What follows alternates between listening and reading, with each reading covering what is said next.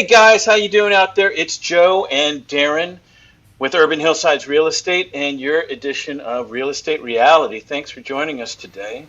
Darren, how you doing out there, my brother? Doing good, doing good. How about you, man? Good. I have to say I feel really behind today, but we got it off the ground. Here we are, 2:03. Thanks for joining us, whoever's there, and thanks for joining us later. This comes out soon after, and you can always join us over the week and enjoy our commentary. So there we go. All right. Well, look, guys, we're going to go through the usual. We're going to go through actives as selected by Darren over the last 7 days. We're going to go through solds, and we're going to give you a market overview, primarily really about Northeast Los Angeles, Silver Lake, Los Feliz, Echo Park, communities we serve closely here as we live here and work here. And then also we'll go through mortgage rates, give you the watch on that. And we always have a topic. And today's topic is Airbnb Panic. I don't know if it is or not, but it's controversial. There's a blog post that's come out about certain areas of the U.S.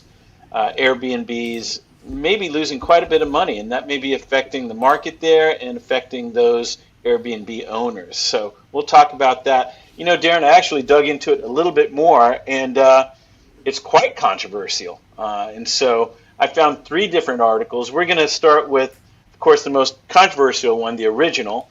But people are arguing back and forth about this and saying this is just a way for somebody to raise their YouTube numbers. So we'll see. Wow. Yeah. Well, it will also look at Airbnb as it relates to the overall market, both rental and ownership. We'll compare those elements. Yeah. Okay. Well, great. Let me do this super fast. And after so many episodes, let me see if we get it right. Hold on here. All right. Darren Hubert and Joe Cloninger are real estate agents at Avenue 8 under the Urban Hillsides brand. All opinions expressed by Urban Hillsides or guests on this video are solely their opinions and do not reflect the opinions of Avenue 8. You should not treat any opinion expressed by Urban Hillsides as a specific inducement to make a particular investment or follow a particular strategy, but only as an expression of Urban Hillsides team's opinions. This video is for informational purposes only. All right. That was awesome. So we are going to move on to our market snapshot, and more specifically, that's about the mortgage rates, what's going on. So let me bring that up, Darren. Hold on here. So as usual, we take this from mortgagenewsdaily.com, and let's see here. There we go. And I'll first go to the 30-year mortgage rates. So it's gone up a bit. So here, according to the survey at mortgagenewsdaily.com, we are at 7.04% today so far. And Darren, we talked about this earlier. The last biggest peak was at 7.14, and that was back in, I believe I said May 25th. So here, yeah, there it is, May 25th. Yeah. So we're near the top. Yep. Gosh, it's been this roller coaster of is the economy improving and maintaining inflation. I mean, that's really it. So the Fed paused, and you see that little dip in rates when they paused. We're happy for a little bit. That's it. Our rates are going to be stable, and maybe we'll float down. Right. And then they just kept getting good economic numbers, and the Fed pretty quickly came on board and was like, yeah, no, rates increases are still on the table because the economy is too strong, which is going to trigger more inflation. And then it reversed. Yeah. Well, we'll look at the daily moves here at the bottom for 30-year, and it's about even on downs and ups, but not a good look. And what did you say? It was yesterday's GDP that may have moved this number up? Yes, For sure. GDP came in higher than expected, which is a sign of strength in the economy. And again, the Fed's concerned economic strength will drive inflation higher. So they're trying to subdue it. Right. And all it takes is the Fed to come out and start talking about, no, we're moving in this direction. We need to stop this. And they don't have that. That's the main tool they have, is to raise the Fed funds rate, and if in so doing will slow down the economy and definitely slow down real estate. Right. All right. Well, 30-year fixed, as I said, 7.04. 15-year fixed, 6.45. 30-year jumbo, 6.9. 5-1 arm, 6.95. 30-year FHA, 6.9. And 30-year VA, 6.97. The rate trend here is MBS prices are significantly weaker. So far today, this strong downward movement in MBS will most likely result in higher mortgage rates for today. So again, this is a daily view, Thursday's rate trend. So quite negative. And MBS stands for mortgage-backed securities. All right. Anything more on mortgage rates, Darren? Nope. Okay, great. Let me get out of here and let me move over to, let's see. All right. We're going to go to the topic here, and that is Airbnb Panic. Let me get to the article. Okay. So this is put out by a gentleman named Nick Gurley, or Jurley, maybe that's the better pronunciation, and he is from Reventure Consulting. I will go ahead and put this link in the comments for people, and I'll put in some of the others as we go. So off it goes. You guys can check this out yourself, but I will read through it. So deep dive, why Airbnb owners are about to sell. Many Airbnb owners will soon be forced to sell their properties, resulting in a housing bust that could be on par with the 2008 subprime crisis in some cities. Many Airbnb owners will soon be forced to sell their property. Oh, said that already. These Airbnb owners are getting ready to sell because of Airbnb bust, a downturn in the short-term rental market that started in the second half of 2022. A downturn in the short-term rental market that started, you're right, with Airbnb operators in some cities facing a 50% decline in revenue. These declining revenues are the result of a slowdown in post-pandemic travel demand to go along with a massive increase in Airbnb supply, trends which are now causing many Airbnb operators to lose money on their rental.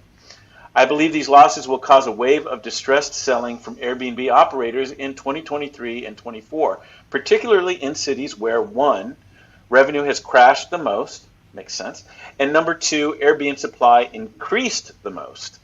If you're a home buyer or real estate investor, it's important to understand the exposure your city and neighborhood has to the Airbnb crash, particularly the timing and depth of the downturn, because when it all shakes out, I believe there will be some great buying opportunities for home buyers and investors across the real estate spectrum. So without further ado, let's dive into the data. Note that when I refer to Airbnb in this article, I'm referring to the broader short-term rental market, which includes listings found on Airbnb, VRBO, Booking.com, and other travel sites. Okay, so what do you see?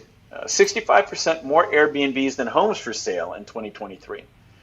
But before getting into the city-specific data, it's important to understand the broader national trends. Most notably, the number of Airbnb rentals in America has skyrocketed from less than 200,000 7 years ago to nearly 1 million in 2023, according to data from All the Rooms.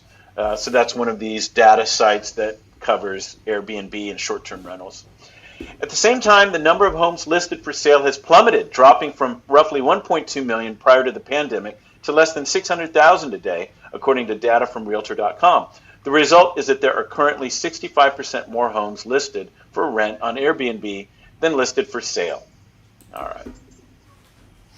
The rise in Airbnb rentals was caused by, one, investors buying up houses to rent out short-term, and two, existing homeowners deciding to list their houses on Airbnb instead of selling them. a double whammy, 1-2 punch that has sucked inventory out of the U.S. housing market. All right, so here we go to the cities. 50% crash in Airbnb revenue reported in some cities. But there are now signs that this trend of increased Airbnb listings might be coming to an end as the market reaches saturation in 2023, with Airbnb CEO warning of a booking slowdown. At the same time, vacation rental management companies reported a 13% drop in revenue per property in the first quarter of 2023. Clearly, something is up with the deluge of Airbnb supply over the last several years, now intersecting with a recessionary slowdown in travel demand, a cocktail which is leading to a collapse in revenue for Airbnb operators across America.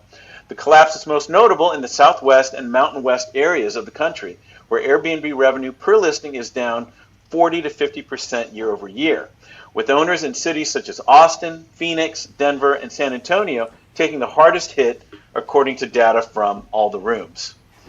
So you can look at this yourself, but yep, the top there is 52.9% drop, down to 39.2% drop, that being in Bakersfield, California.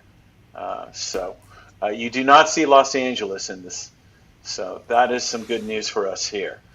And then it talks about Phoenix. So Phoenix is ground zero for Airbnb bust. The epicenter of Airbnb bust is undoubtedly Phoenix, a market that is now plagued with a huge glut of short-term rental supply, with number of Airbnb rentals in Maricopa County increasing by 500% over the last 7 years. Much of that listing growth has come in the last 15 months as a downturn in the housing market pushed many owners to list their properties on Airbnb instead of selling them. The result was that Airbnb supply increased from 10,000 in the early 2022 to nearly 18,000 today. So that's a confusing graph, but you can check that out yourself. Well, we kind of get the gist of this. Sure. He goes on, the Airbnb sell-off will happen in urban neighborhoods and vacation destinations. So the oncoming Airbnb bust in America will be primarily felt in two types of locations. One, dense urban areas that have the most Airbnb inventory in big cities, and number two, vacation destinations. So let's see. Well, anyway, he makes Phoenix the example. Go ahead, man. Like many articles, I mean, whenever you take a really strong position, you can just tell in their language that, Yeah. you know, they're making some assumptions in there. And Yeah. one thing he's not factoring in that's really obvious is that these Airbnbs can simply become long-term rentals, which there is a need for, you know. And that's what he's, yeah, and he continues on to say that, yeah, that the next step might be long-term rentals. And the people that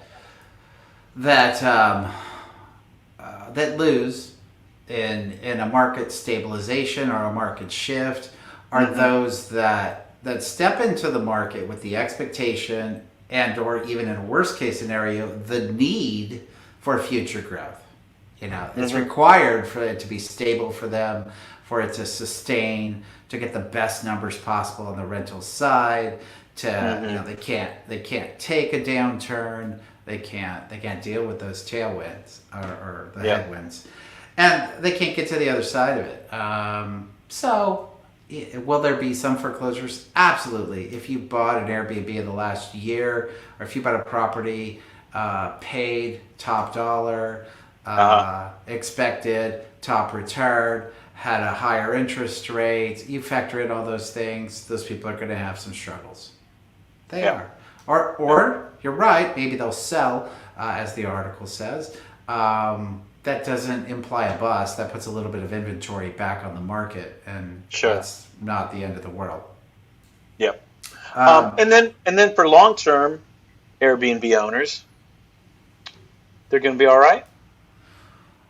Long-term, who have owned it for a while. Well, sure. Yeah. Depends. With real estate, there's such a wide range. There's clearly.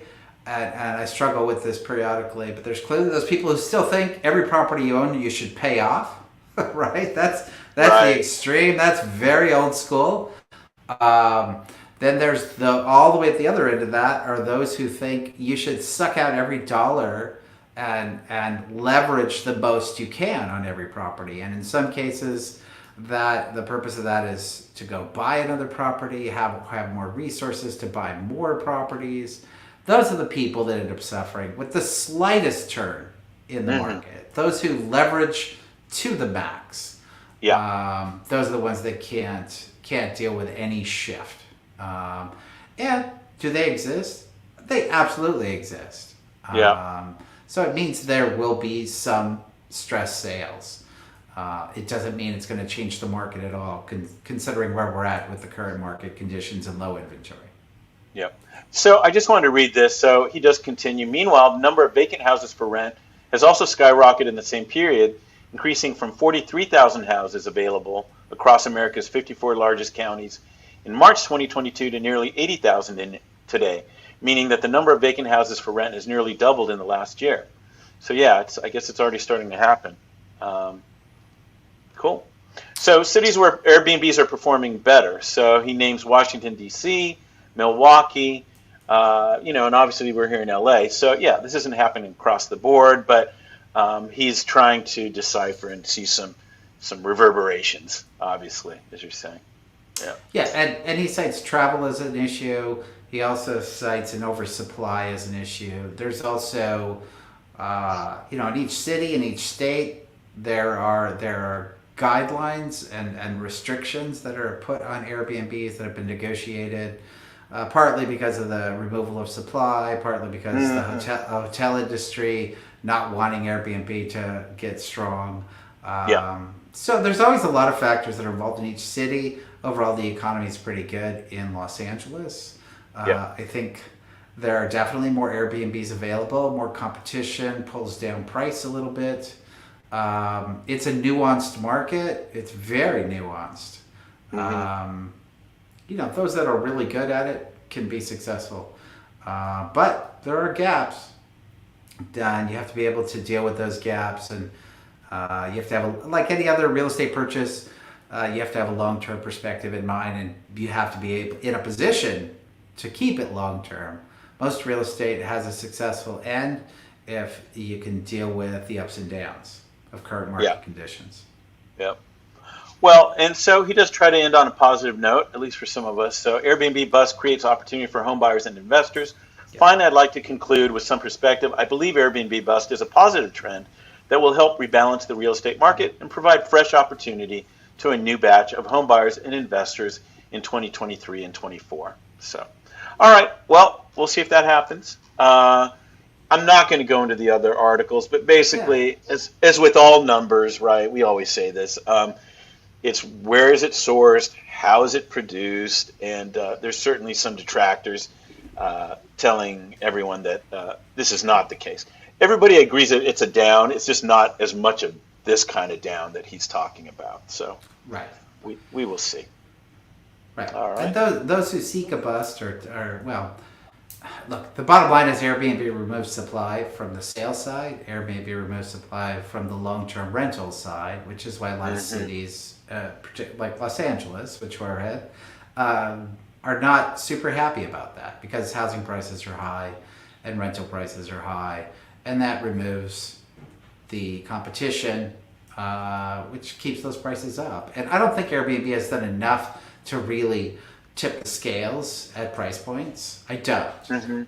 Probably the bigger scale that's tipped is we just a combination of the slowdown in building after the 2007 crash, and they really pulled back, stopped building, the increase in population in Los Angeles, and NIMBYism, just not wanting to build more and get denser. It's really been a collective of all of those components. Airbnb is one element. Right. Yeah. It's never one thing. Yeah. So, all right. Well, look, guys, we are going to go run off to look at the local market by way of solds in the last 7 days. And I'll just run some of the numbers here real quick. So there were, in the last 7 days, 14 solds in the Northeast LA area. These are the areas, communities of Silver Lake, Los Feliz, Echo Park, all the way up to Pasadena, Highland Park, Eagle Rock, Mount Washington, Cypress Park, so on. So 14 solds. And looking at some of the numbers here, median days on the market, 14 and a half, so back to our 2 week. Last week, a bit of an anomaly, 24.5 days. We're back to the 14 days. 14 sold last week, 12, so it didn't move that much. Pendings, 19 last week, 12 this week, so it's gone down. And then on the active side, we went up. So 38 actives this week. Last week it was 27. And the week before that it was 40. So we're kind of back to where we were at that high of 40. In terms of prices, the median percentage of list price was at 110%. So we're still at a premium overall on prices, 10% above the list price. Any other comments, Darren? Anything about this that you noticed?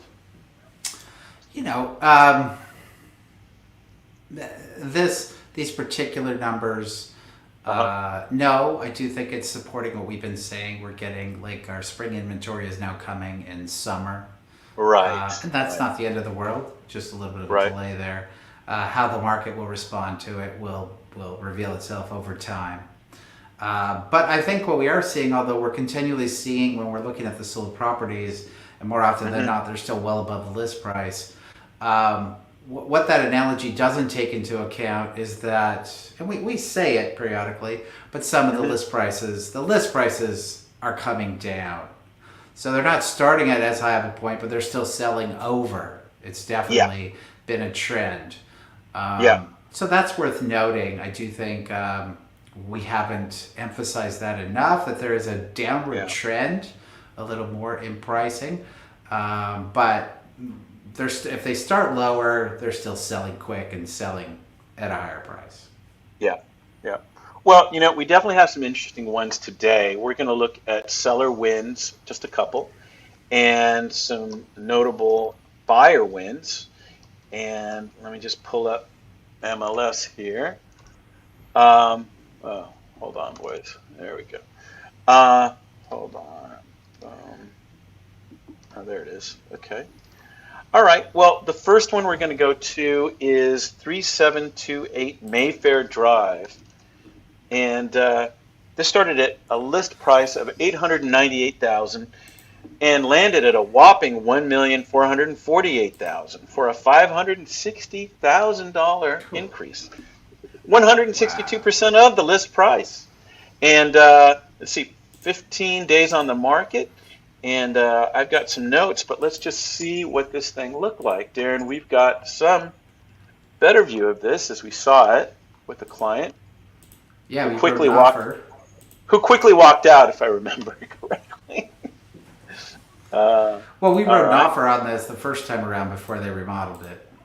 Oh, no, this is, okay, so this is the one in front of that one, which we'll talk about just a little later. So this is the one in front of that mid-century. Oh, sorry, because that's actually on the list. I opened the wrong one. Yeah, okay. Got it. We saw this one too. Yes, we did. Right? Sworn. Yeah, and it was the same agent on this one and the one across the street. And they both sold way over because they were listed way below market rate. Way below market rate. Let me just do the numbers real quick. 3728 Mayfair Drive. This is Mount Washington. 3-bedroom, 4-bath, 2,155 square feet. It sold at $1,458,000. Nice sized lot, 11,214 square feet. 15 days on that market, and brought to us by Dan Mancinelli for the seller, and on the buy side, Marie Ann Moulin. So congrats to them, the sellers and the buyers. But tell me all about this, man. What do you think? Oh, I mean, I don't know if they bought this cash. There were a few things that were concerning that an appraiser could have pointed out. You pointed out some things, I remember. Yeah, for sure. It was just ridiculously underpriced, and I get upset when I go to these and you're just giving false hope to buyers. Things sell over list, and people are willing to pay a lot of money for things, and that's their choice. But as an agent, they know this was underpriced by a lot. So I wouldn't be surprised in this market if he got 50 offers on this, unless he started discouraging people from sending them. True. Very true. So it's a great house. Good curb appeal, good access, good flow, nice views. You need to do some deck work. It could definitely use some upgrades. But it's a big space, and you'll see you go to the next one on Mayview, the one across the street, which was smaller, Yeah. but remodeled, sold for $2.3 million. Yeah. So Well, I wrote, views, certainly it's a project. Street, nice street. And as you just said, overpriced, and I think listed too low. What else did I say here? Low. Oh yeah, open packed. There's some nice yard space below. Maybe they'll add another structure. But yeah, I think you just gave me an idea. Why don't we just go ahead and roll over to the other Mayfair? Because I think, that's a definite influence possibly on whoever bought this. I'm not sure who bought it, but let's take a look, because you saw this one as well with the client. Let's see. And that was what, maybe a year ago? I'm trying to... It's about a year ago, that's correct. And we wrote an offer, and that one had the same scenario. It was way underpriced. Before it was fixed up. And then it was fixed up and sold for substantially more. Well, let's take a look. 3729 Mayfair Drive, again, Mount Washington, right across the street. 3-bedroom, 2-bath, 1,792 square feet, sold for $2,225,000. Wow. 14,665 square foot lot, 19 days on the market. And this is brought to us by Lee Ziff and David Martinez of Beverly Hills area. And on the buy side, Alexandra Care and Todd Henricks from the 310. So I'm indicating here, I know, but I'm trying to remember, what was the price before? It was $1,300,000, wasn't it, or something? $1,510,000. Yeah, 1.5. That's what I remember. Yeah. And it's beautiful. The value on this was the mid-century accents and the spectacular view. Right. Big deck. I mean, it wasn't an enormous project. It wasn't. Extremely underpriced the first go round. I think this was also listed at under $1 million when it went to market. And it needed a good amount of termite work, deck work, and an overall remodel, but no additional square footage. It needed landscaping work. My best guess is they put $200K into this, and just made $600K on the sale. Wow. All right. Well, we'll see what happens to this one in a year or so. And the one across the street, Yeah. I mean, definitely the one across the street does not have the architectural pedigree of this one. So, they've got some challenge, but I'm sure they'll figure it out. All right. The next one we're going to go to is 5950 Great Oak Circle. So this started at $1,295,000, landed at $1,700,000 for a heady $405,000 increase, 131% of the list price, 14 days on the market. Let's get set up here. All right, there we go. 5950 Great Oak Circle, Highland Park, 3-bedroom, 2-bath, 1,184 square feet of living space, sold for $1,700,000. The lot size, 5,623 square feet. Let's see here. Days on the market, 14. And this was brought to us by Heidi Davis for the seller, and on the buy side, Becky Hurwitz. So congrats to them on this sale. Go. What do you have to say, man? Oh, it's one of those that is beautifully done. It's very cohesive. A lot of the original charm. The cabinet work they did is beautiful. The flow. It's got that bonus outdoor patio, which is covered. I don't know if it's original, but it looks original. They got a lot of money for a 1,200 square foot house. Right. A lot. But and this isn't one as high with 400,000 over. And I am not going to sit here and say this agent knew better and he completely underpriced it because it's appropriate for that square footage, and somebody just loved this house. Yeah, absolutely. They were willing to pay that much for it. So hopefully, many years of joy here. Go ahead. Yeah. Yeah, no, I was going to say, it did have an added structure in the back. There's some sort of weird outdoor space that looks really nice. Yeah, and this is definitely a love buy for sure.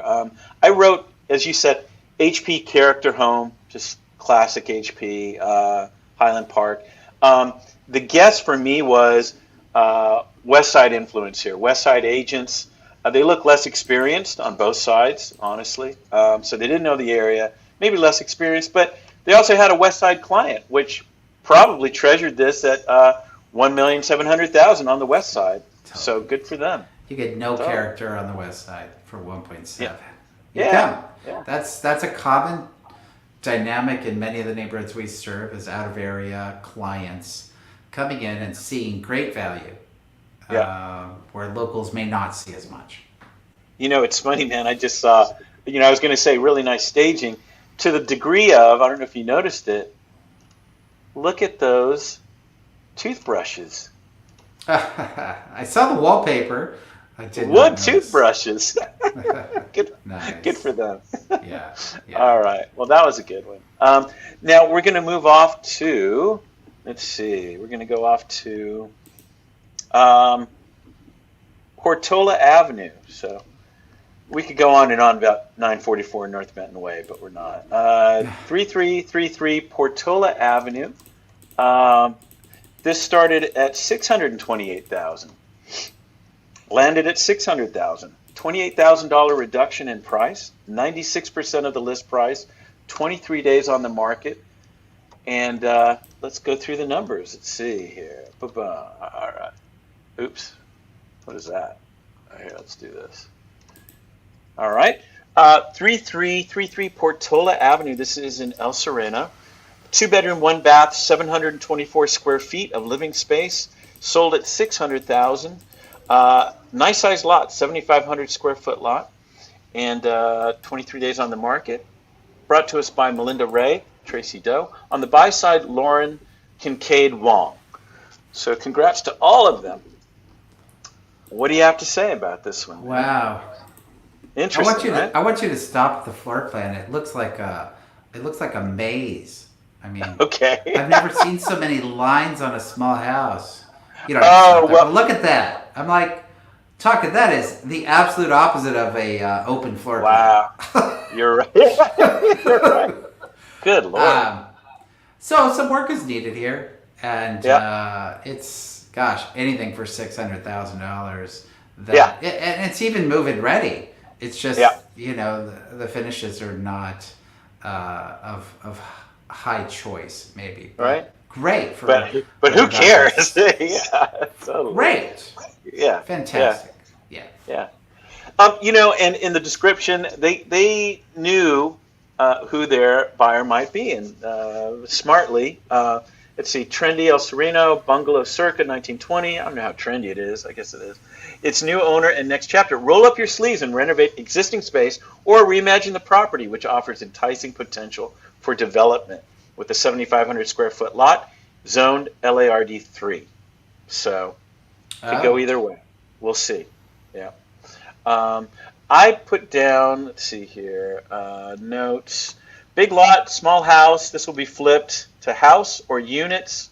LARD 3, great price. Yeah. Yeah. I liked how it was, the house was also set back, and you still have the garage up in the front. That could easily be another ADU, but a lot of room to do things for sure. It's a great spot. It's a great buy. Oh, that was the other thing. There was also basement space below. There was a full basement. So. Well, don't keep adding things, Joe. I'm going to feel like, why didn't I buy it? And 600,000. You're right. I need to shut up. All right, we're going to move on then to a really cool house, total opposite of where we just were. Not only in area but in price. This is 2053 DeMille Drive, and that's a list price $4,400,000, final price $4,125,000 for a $275,000 reduction. 94% of list price, took 20 days on the market, and this was an interesting one. So 2053 DeMille Drive, this is Los Feliz. This is an area called Laughlin Park, very exclusive, gated community. 5-bedroom, 5-bath, 3,529 square feet of living space. Sold again at 4,125,000. Nice sized lot, 17,400 square feet. 20 days on the market. Brought to us by Richard Stanley, and on the seller side, and on the buy side, Andrew Golias. So yeah, man, I've got my notes. What do you think of all this? I love this house. Sure. I mean, you got to start with it's a fixer, right?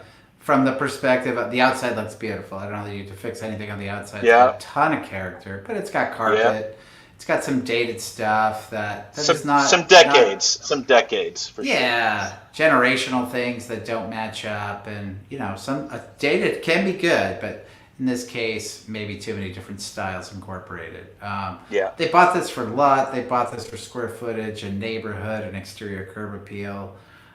Reminds me a little bit of a house we sold a couple of years ago, actually in the valley, but it was a 25,000 square foot lot. It was decent square footage, and it was similar. It was lived in for a long time, and there just weren't a lot of updates, but the potential was clearly there, and that exists here too. Which one was that? I don't even remember that. What was that? Oh, that was in. That one. Encino. Yeah, I got it. Yeah. Tarzana. Yeah. Got it. Yeah, Tarzana. Right. And you know what? I ended up buying this one rather than that $600,000 one. So, anyways. I got you. All right.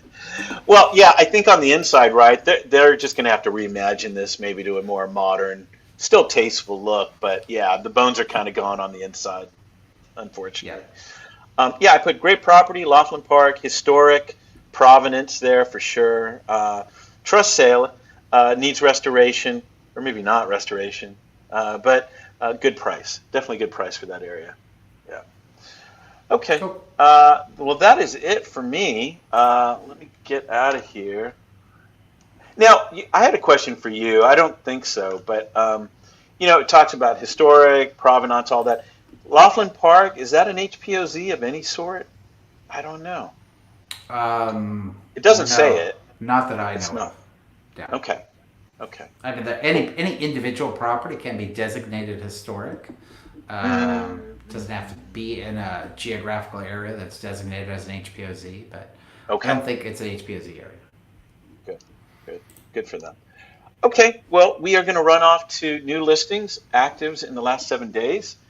Darren, did you have anything picked out already? I do. I have a couple here. 3911 Brilliant Drive. Okay. All right. There we go. Oh, look at that. Love that first picture. Okay. Slideshow is started. 3911 Brilliant Drive. This is Glassell Park. 2-bedroom, 1-bath, 891 square feet of living space. Listed at $1,150,000. Nice sized lot, 11,967 square feet. It's only been on the market for 6 days so far. And let's see, brought to us by Ralph Remo Packer. All right, Ralph. Yeah, not an overly impressive house. It's not a big house. But the lot is nice. It has the 2-car detached garage. A lot of the lot is very usable. It's spaced out very nicely. It's got views all over the place. Looks like it has a lot of privacy through the views. So lots of big windows are good. And I think it's priced well. It certainly could. Somebody could live there now with plans. I see this being somebody who buys now, loves the spot. And, maybe as they have a family or just in the future want a bigger place, can double the size of this place and make it a long-term home. Yeah, I think they've done, at least the last owners have done as much as they possibly could, other than completely reimagining the whole place. But it does say, property also includes a detached 2-car garage with extra room and a gated driveway for security. It does say it's 2 lots for that 11,967 square feet. So Super I don't know nice. how much of that's. Yeah, it's going to be good. Some lots go way up a hill, down a hill, and you just feel like you're next to open space. This just really, even looking at the photos, just feels like you have a lot of space to move around there. Yeah, between the yeah. garage and the long driveway and all that stuff. Looks good. A It's a lot, good yeah, a property. lot of it looks, yeah, a lot of it looks buildable for sure. You can expand. Okay, Yeah. that's a really good one. Wow, I like that one. Um, okay, what's next? Um, 3593 Verduga Vista Terrace, also in the Nine, same three. same general neighborhood. Okay, there it is. Okay, all right. Okay, 3593 Verdugo Vista Terrace. This is Glassell Park. Three bedroom, two bath, 1,620 square feet of living space. It's listed at 1,350,000. The lot size 5,343. And they have opens, so it'll be open tomorrow, 5 to 7 for a twilight, and then I believe that is Saturday, right? 1 to 4 p.m. Uh, so far, 6 days on the market, and this is brought to us by Carla Bigues. Bigues. So congrats to her. Uh, yeah, what do you think, man? It doesn't have all the original mid-century charm that it may have Hmm. had, um, Right. but it's a nice area of rolling hills. Hmm. That side of Glassell Park, Mount Washington has. It's hilly, but they're not extreme hills. They're slightly wider streets, a lot of. But it's move-in ready. It's got a nice view. It's got a really nice yard. Seems to flow into, which creates expansive space in the house. It looks like uh, maybe the common room is towards the back of the house, and a lot of these homes up in that area. Right. So it looks nice. I think it's Yeah. I think it's well priced, and it's nice that you can use all the land or most of it at least. Yep. The added extra is it says here garage is fully finished and there's a large storage area under the house. So you can see that from the front, I guess. Um, all right. I like it. Nice. Yep. There is a. Let me see here.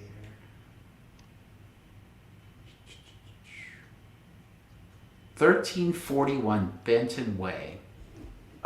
1341 Benton. Wait. Oh, yeah. I think I saw this. Yeah. Um, okay. Uh, okay. Okay. 1341 Benton Way. This is Silver Lake. Three bedroom, four bath, 2,050 square feet of living space. Wow, 2,300,000 is the list price. 5,073 square feet of lot. Opens Saturday and Sunday. Saturday 1 to 3 p.m. Sunday 2 a.m. to 5 p.m. So get there early. 0 days on the market. And this is brought to us by Sharon Elise Gavin. So congrats to her. Sharon Elise Gavin. Is this a? I don't have to She text has that. she has an she has an old MLS number. Who remodeled this? I think they call it out. Is this a better shelter remodel? Let's look. Um, Better Shelter. Look at you. Yeah. Did you know that already? Look at you. That's good.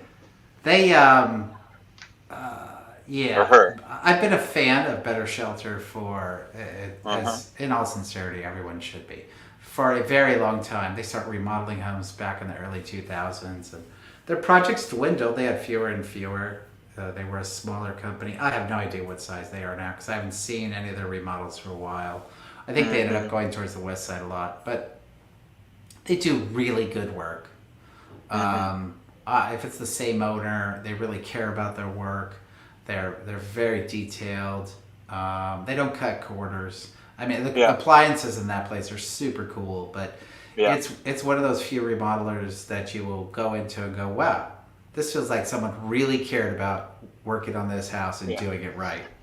And I was going to say too, respectful of the homes that are already there. As a like they work off what's originally there, which is nice. They have the skill set to do a combination of remodel and restore, for sure. Yeah. And restoration is what so many remodelers lack. Yep. Well, here I'm reading. It says Oh, wow. Once again, one car garage converted to office suite, pool house, zen, podcast or band studio, retreat, she said, man cave, blah, blah, blah. It says here also huge lower level finished basement. Perfect to create that podcast or band you've been meaning to start. So, what is that? Double the size? Maybe that's why it's $2,300,000.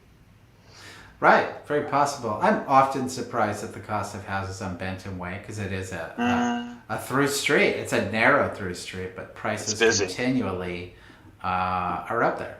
You know, like it was a off the beaten path residential street. So. Yeah, and I'm guessing, but it's on the left side too, right, where the hill is, where you go up a grade. 11 is no, it's on the other side. It's on the 1341. 1341. It is. The odd side is on the flat side. Yeah. Oh wow. It's not the hillside. The curb appeal is not particularly amazing. Yeah. It's more about the interior finishes. It's one of those. It doesn't look so. It just doesn't have a huge curb appeal, but I think the interior finishes will be very nice. Very cool. It just looks. I like this. I like the staging again. Look at the trophies there. They do little things. It's nice. Yeah. Okay. Wow, you got some really good ones. Yeah, that's all I got. I'm just going to finish off on those 3. Good stuff. Let's not spoil it. I got it. Okay. All right. Well, look, guys, thanks so much once again for joining us.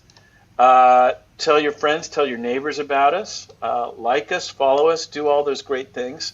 And we'll see you next Thursday with another edition of Real Estate Reality. Yeah, have a nice 4th of July, everyone. Oh, that's right. Oh, my God. Okay. Take care. Bye, guys. Bye.